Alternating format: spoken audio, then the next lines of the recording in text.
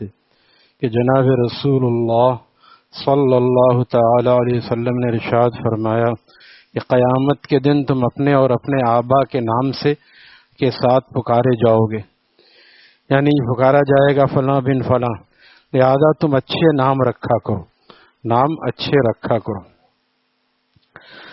اور فرمایا کہ ان احب اسمائکم الی اللہ عبد اللہ و عبد الرحمن، آپ نے فرمایا کہ تمہارے ناموں میں اللہ کو سب سے زیادہ پسند اور محبوب نام عبداللہ اور عبد الرحمن ہے۔ الحمدللہ مسلمان اب رکھ رہے ہیں، بیچ میں درمیان میں یہ چیز ذرا کم ہو گئی تھی، لیکن اب پھر رکھ رہے ہیں صحابہ کے نام، لیکن بعض لوگ چاہتے ہیں بالکل نیا نام ہو جو کسی نے نہ رکھا ہو۔ تو ایک بڑے عالم سے جب کسی نے کہا ایسا نام ہو جو کسی نے نہ رکھا ہو، نہ کوئی پتھر رکھ لو، بیل رکھ لو، یہ نام کسی نے نہیں رکھا، بس کوئی بھی ایسا ہونا جو کسی نے نہیں رکھا۔ حالانکہ انبیاء کے نام آگے بات آ رہی ہے، انبیاء اور صحابہ کے نام اچھے نام عبداللہ، عبد الرحمن، عبد العزیز، عبد الستار، اللہ کے ساتھ جو نام ہے اس کو پورا بھی لے، خالی ستار نہ کہے، خالی غفار نہ کہے، خالی رحمان کہنا بھی جائز بھی نہیں ہے، رحمان بھائی یہ ٹھیک نہیں ہے۔ یہ بات اس میں آگے کہیں پر ہے، مفتی شفیع صاحب نے معارف القرآن میں لکھا ہے، بعض لوگ عبد الرحمن نام رکھتے ہیں، صرف رحمان کہتے ہیں، رحمان اللہ کا نام ہے، ستار اللہ کا نام ہے۔ ایسے جو صیغے خاص کر مبالغہ پر مشتمل ہیں، اس میں عام آدمی کا نام جو ہے عبد الرحمن، عبداللہ کو عبدل کر دیتے ہیں بعض لوگ، تو نام رکھے تو اس کو صحیح سے لے بھی۔ تو فرماتے ہیں عبداللہ عبد الرحمن کے زیادہ پسندیدہ ہونے کی وجہ ظاہر ہے کہ اس میں بندے کی عبدیت کا اعلان ہے اور وہ چیز اللہ کو پسند ہے۔ اسی طرح انبیاء علیہ السلام کے نام بھی پسندیدہ ناموں میں ہیں، وہ انبیاء علیہ السلام کے ساتھ نسبت کو ظاہر کرتے ہیں۔ چنانچہ جناب رسول اللہ صلی اللہ علیہ وسلم نے اپنے صاحبزادے کا نام ابراہیم رکھا تھا، اور آپ کا ارشاد یہ ہے سمو باسماء الانبیاء، یعنی اپنے پیغمبروں کے اپنے نام، اپنے بچوں کے نام پیغمبروں کے نام پر رکھو۔ آج کل پرانے ہوتے اسماعیل، ابراہیم، موسیٰ، عیسیٰ، بعض لوگ رکھتے ہیں، لیکن اب اس کو ایسا سمجھتے ہیں متروک سا ہو گیا، حالانکہ یہ سدا بہار ہیں۔ ہمارے حضرت والا کے 4 پوتے ہیں، ابراہیم، اسماعیل اور اسحاق اور عبداللہ، سب کا نام اسی طرح۔ الحمدللہ ہمارے نواسوں کا نام بھی ابراہیم، اسماعیل، داؤد، نبیوں کے نام پہ، صحابہ کے نام پہ، ابو بکر وغیرہ۔ اور تو فرماتے ہیں کہ اللہ کے پیارے پیغمبروں نے حسن ادب بھی سکھایا ہے، چنانچہ فرمایا کہ اپنے بچوں کی زبان سے سب سے پہلے لا الہ الا اللہ کہلوایا کرو، موت کے وقت اس کو اسی کلمے کی تلقین کرو، اور فرمایا جس کا پہلا کلمہ لا الہ الا اللہ ہو اور آخری کلمہ لا الہ الا اللہ ہو، وہ اگر 1000 سال بھی زندہ رہے تو اس کو کوئی مطالبہ نہیں ہوگا، سیدھا جنت میں جائے گا، کیونکہ اس کی زندگی گویا کلمے پر گزری ہے، لہذا اس سے کوئی مطالبہ نہیں ہوگا۔ اب اسی کے ذیل میں فرماتے ہیں کہ خاص کر لڑکیوں کے ساتھ حسن سلوک کی اہمیت، اچھا نام رکھے اور اچھا ادب سکھائے، اچھا نام رکھے، یہ والدین کا حق ہے۔ پھر آگے آ رہا ہے کہ بچوں کو اور اولاد کا حق کیا ہے والدین کے لیے۔ آج تک بھی بہت سے علاقوں میں لڑکی کو ایک بوجھ اور مصیبت سمجھا جاتا ہے، اور اس کے پیدا ہونے پر گھر میں خوشی کے بجائے افسردگی اور غمی کی فضا پیدا ہوتی ہے۔ یہ حالت تو آج ہے، لیکن اسلام سے پہلے، اور یہ کس کے زیادہ مادیت والے جو ہیں نا، جن کی نظر دنیا پہ، لو بیٹی پیدا ہو گئی، اب یہ خرچہ بڑھے گا، کما کے تو لائے گی نہیں، خرچہ بڑھے گا۔ یہ وہ لوگ ہیں جو مادیت پرست ہیں، جو اللہ پہ یقین کم ہے ان کا، اور دنیا پہ زیادہ ہے، کہاں سے آئے گا اب اس کا جہیز، ابھی وہ پیدا ہوئی ابھی سے جہیز کے بارے میں سوچیں۔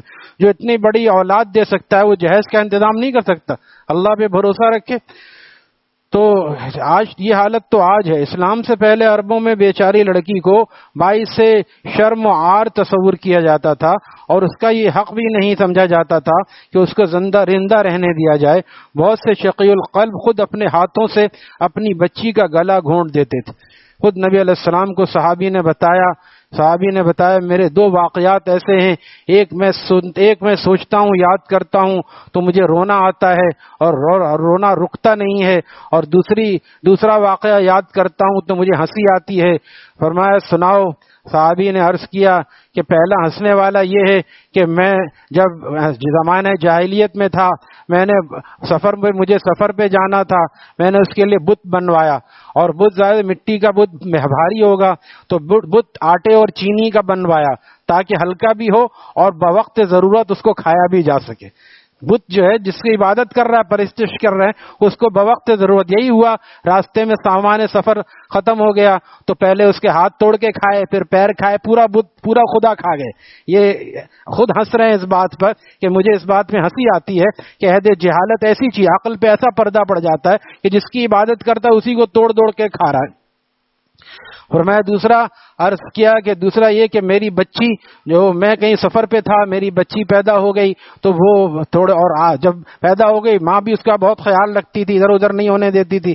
میں اسی سوچ میں تھا اس کو کیسے بڑا ہونے دوں، میرے لیے وجہ آر بن جائے گی، لہذا وہ اسی طرح تھوڑی تھوڑی بڑی ہونے لگی، ابا ابا کہنے لگی۔ وہ 3 سال کی بچی جیسے ابا سے پیار بھی کرتی ہے اس طرح کے، تو اور مجھے ہوا کہ اب یہ اور بڑی ہو جائے گی تو میں کیا کروں گا، لہذا پھر میں اس کو اسی طرح میں نے اپنی بیوی سے یہ نہیں کہا کہ اس کو تیار کرو، اور جا کے پھر میں اس کو دور ویرانے میں لے گیا قبرستان کی طرف، اور لے جا کے میں نے گڑھا کھودا، اور گڑھا کھود کے مٹی نکال رہا تھا، وہ بھی میری مدد کر رہی تھی، اپنے چھوٹے چھوٹے ہاتھوں سے مٹی نکال رہی تھی۔ اس کو کیا پتا ابا کیا کرنے والے ہیں، لہذا جب گڑھا کھود دیا پھر اس کو اس میں ڈالا، وہ ابا ابا کرتی رہی، اور میں اتنا شقی القلب تھا میں نے اس کو ڈال کے اس کو بند کر دیا، میں نے اس کو ڈال کے بند کر دیا۔ یہ ایک قصہ نہیں، بے شمار ایسے لوگ کرتے تھے، آپ بھی روئے اور صحابہ بھی روئے۔ یہ ہے اسلام نے عورت کو حیات دی ہے۔ آج کہتے ہیں اسلام عورت کو پردہ کراتا ہے، اس کو تنگ نظر بتایا جاتا ہے، اسلام نے عورت کو عزت اور عصمت اور زندگی دی ہے۔ لہذا فرماتے ہیں کہ اس زمانے میں بچی کا گلا گھونٹ کر اس کا خاتمہ کر دیا جاتا تھا، اس کو زندہ، اور ویسے بھی تھے نیک دل۔ ایک صحابی نے بعد میں کہا جب ایمان لے آئے کہ میں نے یا رسول اللہ صلی اللہ علیہ وسلم کے اہل کفر زمانے کفر کی نیکیاں بھی کچھ کام آئیں گی؟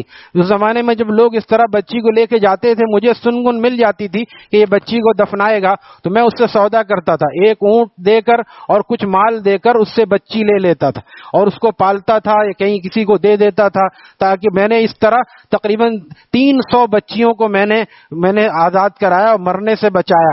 تو کیا میری یہ نیکی کام آئے گی؟ آپ نے فرمایا نیکی تو کام آئی ہے تو اسلام لائے ہو، یہی نیکی کام آئی ہے جو اللہ تعالیٰ نے تمہیں اسلام کی دولت عطا فرمائی ہے۔ لہذا ایسے لوگ بھی تھے، لیکن ہر قسم کے لوگ تھے، تو ان کا حال قرآن کریم بیان کرتا ہے کہ اس کو زندہ زمین میں دفن کر دیتے تھے۔ فرماتے ہیں اللہ تعالیٰ وَإِذَا بُشِّرَ أَحَدُهُمْ بِالْأُنثَىٰ ظَلَّ وَجْهُهُ مُسْوَدًّا وَهُوَ كَظِيمٌ يَتَوَارَىٰ مِنَ الْقَوْمِ مِنْ سُوءِ مَا بُشِّرَ بِهِ، جب ان میں سے کسی کو لڑکی پیدا ہونے کی خبر سنائی جاتی ہے تو دل محسوس کر رہ جاتے ہیں، دل محسوس کر رہ جاتے ہیں، لوگوں سے چھپتا پھرتا ہے، ان کو منہ نہیں دکھانا چاہتا اس برائی کی وجہ سے جس کی اس کو خبر ملی۔ یہ برائی ہے جس کی خبر ملی، حالانکہ الحمدللہ ہمارے معاشرے میں بھی بیٹی کو اللہ کی رحمت کہا جاتا ہے، اگر بیٹے کو نعمت کہا جاتا ہے تو بیٹی کو رحمت کہا جاتا ہے، اور بالفرض دل میں کسی کا ایسا ہے اس کو ظاہر نہ کرے اور بلکہ اور اس سے زیادہ محبت کرے۔ آگے یہ چیزیں آ رہی ہیں کہ اس سے بیٹی سے محبت کرنا اور اس کی تربیت کرنا ثواب ہے، بیٹے پر کوئی ثواب کا کہیں بھی آپ نے نہیں فرمایا کہ جس کے 10 بیٹے ہوں ایسے پرورش کرے تو اس کو جنت ملے گی، 3 بیٹیوں پر ہے صحیح پرورش کرے اس کو اللہ تعالیٰ جنت عطا فرمائے، کیونکہ بیٹیاں کما کے نہیں دیتی عام طور پر۔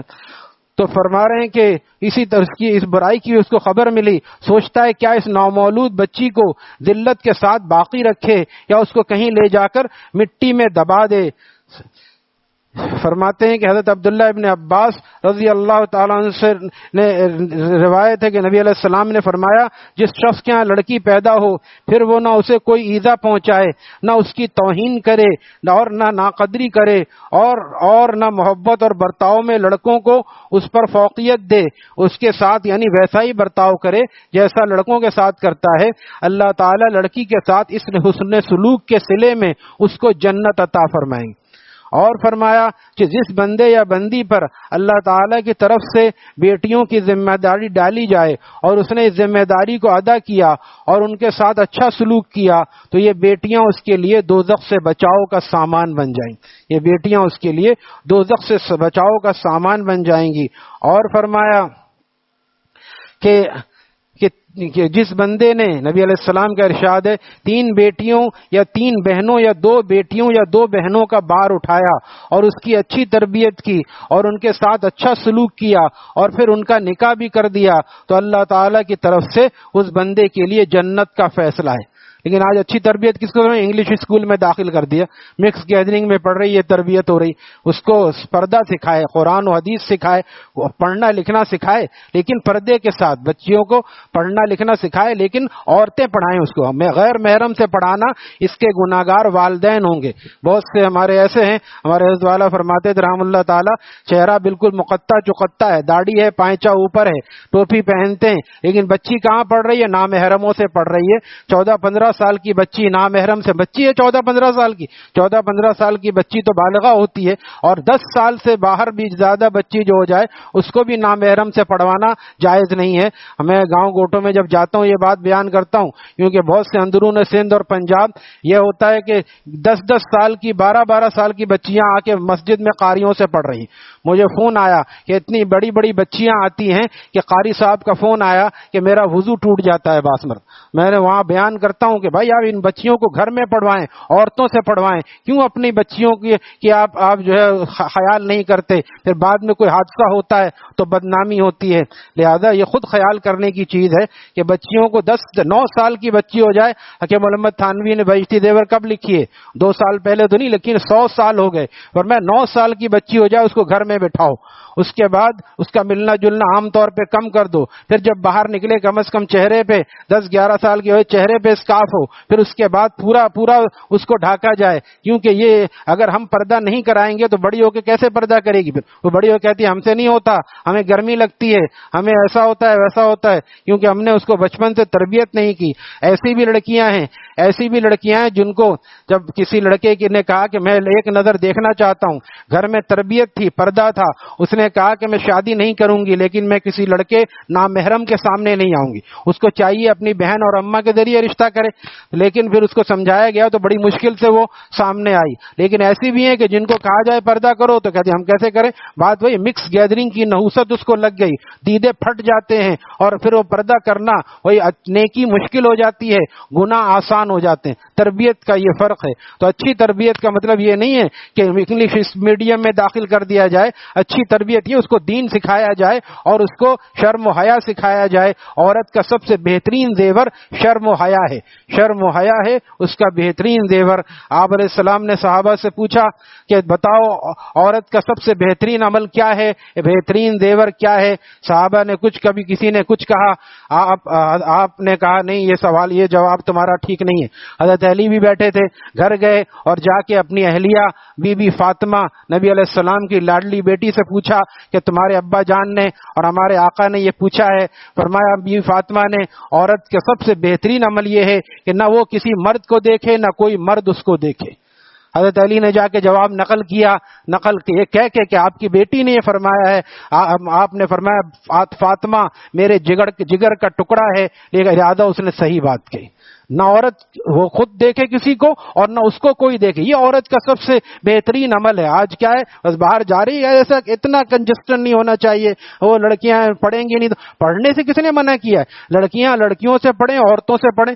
میڈیکل کالج میں جا کے دیکھیے، میرے دوست کر چکے ہیں اور انہوں نے خود کہا کہ میں کسی لیڈی ڈاکٹر سے شادی نہیں کروں گا۔ وہاں جو حالات دیکھتا ہوں میں کسی لیڈی ڈاکٹر سے شادی نہیں کروں گا۔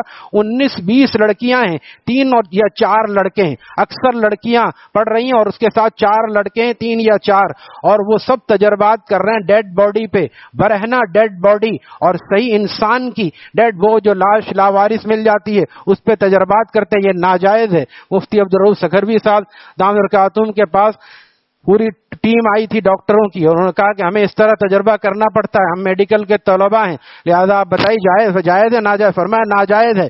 اللہ تعالیٰ نے بنی آدم کا وَلَقَدْ كَرَّمْنَا بنی آدم وَلَقَدْ كَرَّمْنَا مُؤْمِنُون نہیں فرمایا، ہم نے بنی آدم کا اکرام کیا ہے۔ کسی کافر کی لاش پر بھی تجربہ کرنا جائز نہیں، انسان ہے وہ، انسان ہے، اس پر بھی مفتی صاحب نے منع فرمایا، ہم کیا کریں؟ ہم آپ نہیں کر سکتے، استغفار کریں، ہم حلال کو حرام کو حلال نہیں کر سکتے، ناجائز ناجائز رہے گا، لیکن یہ تو الگ مسئلہ ہے، اس پر جو تجربات ہوتے ہیں ظاہر سی بات ہے پھر کتنے جذبات برانگیختہ ہوتے ہیں، اور وہ غیر شادی شدہ سب اس پہ تجربہ کر رہے ہیں، پھر وہی کچھ ہوتا ہے جو نہیں ہونا چاہیے، پھر کہتے ہیں دیکھو ماحول خراب ہو گیا ہے، زمانہ خراب ہو گیا ہے۔ بھائی اس میں یہ بھی تو ہو سکتا ہے کہ لڑکیوں کو ایک طرف کر دیا جائے اور لڑکوں کو ایک طرف کر دیا جائے، پاکستان اسلام کے نام پہ بنا، 27ویں شب میں لیا گیا، ایسا کوئی نظام نہیں ہے کہ عورتوں کو الگ رکھا جائے اور مردوں کو الگ رکھا جائے۔ تو اسی لیے مولانا نے فرمایا تھا، جب خاتون نے خط لکھا تھا، ہم ڈاکٹر اس لیے بنتی ہیں کہ ہم بنیں گی تو ہم پردے سے علاج کریں گی، عورتیں بھی چاہتی ہیں ایسی اور سی۔ مولانا نے فرمایا اگر آپ شریعت کے حدود میں رہ کے ڈاکٹر بن سکتی ہیں تو اجازت ہے، ورنہ دوسروں کے لیے شریعت کے حدود کو پامال کر کے جہنم خرید کے دوسروں کی خدمت نہ کریں آپ۔ یہ کیا ہے؟ یہ کون سا آپ کا درد ہے کہ وہ قوم کی خدمت کریں گی اور اس کے لیے آپ کو نامحرموں کے ساتھ پڑھنا پڑ رہا ہے اور پردہ بھی نہیں کر سکتی؟ تو لہذا یا تو پردے کے ساتھ اگر آپ ڈاکٹر بن سکتی ہیں تو ضرور بنیں، قوم کی خدمت کریں، لیکن اگر پردہ نہیں ہوتا تو پھر آپ کے لیے جائز نہیں ہے۔ فرمایا نعمان بن بشیر رضی اللہ تعالیٰ نے فرمایا داد و دہش، فرماتے ہیں نبی علیہ السلام نے کہ اولاد کے بارے میں یہ بھی ہدایت فرمائی کہ داد و دہش میں سب کے ساتھ انصاف اور برابری کا برتاؤ کیا جائے، یہ نہ ہو کہ کسی کو زیادہ نوازا جائے، کسی کو محروم رکھا جائے یا کم دیا جائے، یہ چیز بذات خود بھی مطلوب ہے اور اس عدل و انصاف کا تقاضا بھی ہے جو اللہ تعالیٰ کو محبوب ہے۔ اس کے علاوہ اس میں یہ بھی حکمت ہے کہ اگر اولاد میں کسی کو زیادہ نوازا جائے اور کسی کو کم تو ان میں باہم بغض و حسد پیدا ہو جاتا ہے جو دین اور تقوی کے لیے تباہ کن ہوتا ہے، فلانے کو زیادہ چاہتے ہیں، فلانے مجھے کم چاہتے ہیں۔ نیز اولاد میں جس کے ساتھ ناانصافی ہوگی اس کے دل میں باپ کی طرف سے میل آئے گا اور شکایت اور کدورت پیدا ہوگی، ظاہر ہے کہ اس کا انجام کتنا خراب ہے۔ مادیت پرست لوگ یہی کرتے ہیں، لڑکوں کے لیے ہر وقت فکر کر رہے ہیں اور لڑکیاں بیچاری گھر میں سسک رہی ہیں، یہ غلط ہے، دونوں کو ایک ہی نظر سے دیکھنا چاہیے۔ ان سب وجوہ کی وجہ سے نبی علیہ السلام نے اس بارے میں سخت تاکیدیں فرمائی اور اس رویے کو ظلم، لہذا اس ظلم سے بچنا چاہیے۔ آپ نے فرمایا کہ داد و دہش میں اپنی سب اولاد کے ساتھ مساوات اور برابری کا معاملہ کرو۔ اگر میں اس معاملے میں کسی کو ترجیح دیتا تو عورتوں اور لڑکیوں کو ترجیح دیتا، کیونکہ وہ کمزور ہیں، ان کو ترجیح دیتا، یعنی مساوات اور برابری ضروری نہ ہوتی تو میں حکم دیتا کہ لڑکیوں کو لڑکوں پر سے زیادہ دیا جائے کیونکہ وہ کمزور ہیں۔ جیسے انہی اولاد میں کوئی ایسا ہو جو اپاہج ہے، خدا نخواستہ، اس کو اگر زیادہ دے دے شریعت منع نہیں کرتی۔ 6 بچے بچیاں ہیں، اولاد ہیں، ایک اپاہج ہے، اس کو کچھ زیادہ دے دے کیونکہ وہ کمزور ہے، وہ خود نہیں کما سکتا، نہ کما، تو یہ ہے۔ فرمایا اگر میرا بس چلتا اور انصاف ضروری نہ ہوتا تو میں لڑکیوں کو ترجیح دیتا۔ اور فرمایا آپ علیہ السلام نے کہ رسول اللہ صلی اللہ علیہ وسلم نے باپ کی یہ ذمہ داری بتلائی ہے کہ جب بچہ یا بچی نکاح کے قابل ہو جائے تو اس کے نکاح کا بندوبست کیا جائے، اور تاکید کی کہ اس میں غفلت نہ برتی جائے۔ لوگ اس میں غفلت برتتے ہیں اور بچے کی عمر 30-35 سال ہو رہی ہے، وہ گناہوں میں مبتلا ہے، لہذا جب وہ عمر ہے 20 سال 22 سال 25 سال اس کا رشتہ کرے اور اچھا رشتہ کرے۔ آج کل لڑکے بھی کہتے ہیں نہیں ابھی ہم ذرا خوب کما لیں، پیر پہ کھڑے ہو جائیں پھر شادی کریں گے، تو پیر پہ نہیں کھڑے ہیں تو کیا ہوا پہ کھڑے ہیں؟ لہذا شادی نکاح کرنے میں بلا وجہ تاخیر نہیں کرنی چاہیے۔ فرمایا کہ جس کو اللہ تعالیٰ اولاد دے اس کو چاہیے کہ اس کا اچھا نام رکھے اور اس کی اچھی تربیت دے اور سلیقہ سکھائے، پھر جب وہ سن بلوغت کو پہنچے تو اس کے نکاح کا بندوبست کرے۔ اگر اس نے کوتاہی کی اور شادی کی عمر کو پہنچ جانے پر بھی اپنی غفلت اور بے پرواہی سے اس کی شادی کا نکاح کا بندوبست نہیں کیا اور اس وجہ سے حرام میں مبتلا ہو گیا تو اس کا باپ بھی اس گناہ کا ذمہ دار ہوگا۔ اس کا باپ بھی اس گناہ کی ایک تو تربیت اچھی کرے اور اس کے ساتھ ساتھ جب اس کی عمر ہونے لگے تو اس کی شادی کا انتظام کرے۔ آج کل مادیت پرستی نے کر دیا، شادی کے لیے 5 لاکھ 10 لاکھ روپے چاہیے۔ کس نے کہا بھائی 5 لاکھ 10 لاکھ روپے چاہیے؟ سونا ضروری ہے شادی کے لیے؟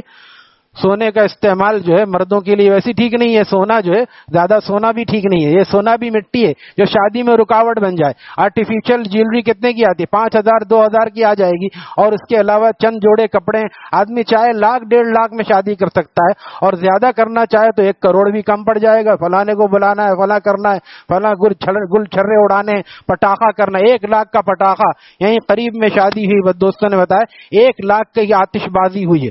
کتنی بڑی ناجائز بات ہے اور اسراف ہے, گناہ کبیرہ ہے. لہذا فضول خرچی اگر آدمی چاہے تو 1,00,000 1,50,000 2,00,000 میں شادی ہو سکتی ہے, اور نہ چاہیں تو 20 لاکھ اور 50 لاکھ بھی کم ہے. لہذا فرمایا ان اعظم النکاح برکتن ایسرہ مؤونہ, برکت والا نکاح وہ ہے جس میں خرچ کم ہو. حکیم الامت فرماتے ہیں جس پتہ چلا, دیکھیے نبی علیہ السلام کا ارشاد, اور اس کو سمجھنے کا فن اللہ والے جانتے ہیں. نکاح برکت والا نکاح وہ ہے جس میں خرچ کم ہو. فرمایا اس سے آپ قضیہ عکس کر لیں, جتنا خرچ زیادہ ہوگا اتنی برکت کم ہوگی, جتنا خرچ کم ہوگا اتنی برکت زیادہ ہوگی, جتنا خرچ زیادہ ہوگا اتنی برکت کم ہوگی. اسی لیے گھروں میں لڑائیاں شروع ہو جاتی ہیں, خوب گانے بج رہے ہیں اور خوب گناہ ہو رہے ہیں دل کھول کے, اور شادی ہوئی رخصتی ہوئی لڑائی شروع ہو گئی, چند مہینوں میں بعض دفعہ گھر برباد ہو جاتے ہیں. وجہ کیا؟ اللہ کو ناراض کر کے کوئی چین سے اور خوش نہیں رہ سکتا. لہذا مفتی رشید احمد صاحب رحمہ اللہ تعالیٰ فرماتے تھے کہ شادی بیاہ کے گھروں میں لوگ دوسروں کو, روٹھے ہوئے کو مناتے ہیں اور عزیزوں رشتہ داروں کو بلاتے ہیں, اللہ اور اس کے رسول کو بلاتے ہیں. یعنی ابھی آپ کا کام نہیں ہے, ابھی ہم ذرا خوب گل چھرے اڑا لیں, ابھی تو یہ شادی بیاہ کا گھر ہے, اس میں تو بہت کچھ ہوتا ہے. یعنی خوشی میں اللہ تعالیٰ کو بھول جائے. جنازے میں اور میت میں سب قرآن لے کے بیٹھ جاتے ہیں, اور شادی ہوتی ہے تو گانے بجاتے ہیں بلند آواز سے. یہ برابر میں گانا بج رہا تھا, مسجد میں عشاء کی نماز میں آواز آ رہی تھی. افسوس یہ ہے کہ خود مسجد میں نہیں آتے اور گانے کی آواز کو مسجد میں پہنچا دیتے ہیں. لہذا میرے ساتھی یہ سارے ارادہ کریں کہ اپنی شادی کو سادی کریں گے, نقطے اڑا دیں اس میں سے, سادہ کریں گے تاکہ اس میں گانے باجے نہ ہو.